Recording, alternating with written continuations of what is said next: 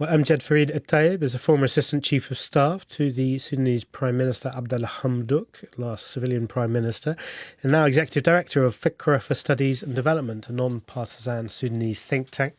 Amgad joins us this morning from Egypt. Good morning to you. Is Wad Madani, the fact that the RSF has taken it, is that just another city that has fallen, or is this something significantly different in the conflict? Good morning, Kemis. Actually, the taken of Madani on the hands of the RSF is a real catastrophe. It had been the city that taken the majority of those displaced from Khartoum, which had the population of over 8 million. Two-thirds of them were displaced to other areas of the country, and mostly toward Madani because it is the closest city to Khartoum, and also it is the second urban city. It is the capital of a Jazeera scheme, and many bacterial and industrial infrastructure are there, which also, and it's also the city that's connected to the rest of the country with roads that allow that, including to Port Sudan, Kassala, Al-Gadarif, everywhere else. That does not only brought the displaced population, but also brought most of the humanitarian operation toward Madani. Most of the tertiary health center, like the cancer treatment center, the heart treatment center, and other tertiary centers were displaced to Wad Madani. And the biggest catastrophe is the displacement of the cold supply chain of vaccines that was destroyed by the militia in Khartoum, and then it was destroyed. Then what was relocated over the last few months toward Madani.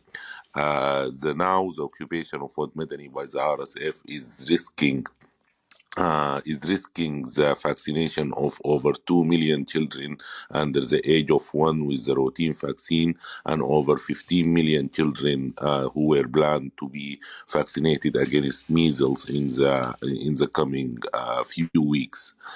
It is a catastrophe. Over 500,000 people were displaced since the 15th, and there is a wave of terror that engulfing the city. People are trying to run out for their life. We've heard of people fleeing to Sinnar or to Gadarif or Kassala in the east. But if people are heading that way, it's since yesterday, the militia, the RSF, start to ban people to leave the city. So they are actually taking the city residents as hostages. Now the RSF is enforcing a siege and preventing the civilians of going out. And people in social media are exchanging unbelievable messages asking for exit. Like it's the reports about the rape, about the looting, about all the terror that we witnessed in Guinea and we witnessed in Khartoum is repeating itself in Madani, and there is complete dysfunctional intervention from the international community. I wanted to ask you about that. What would you like to see to stop the fighting, to get towards something like a peace agreement? What needs to happen now from the international community?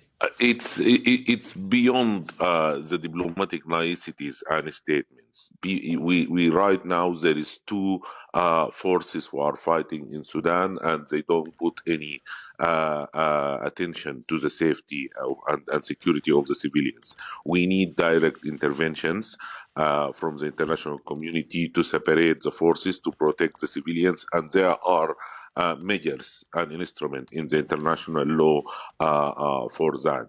It's past the shows that have been put by the regional or the international community. The other thing that's important, those who are supplying the warring factions, especially the RSF, with weapons, needs to stop, and they need to held accountable to their participation in this tragedy. And by this I mean the UAE that have been supplying the RSF with weapons for some time now, and there is enough evidence to that. And let's not forget that the weapon transfer ban to Darfur is still enforced. The UN already had resolution 1591 that ban the export of weapons to Darfur. UAE was clearly breaking that for the last few months.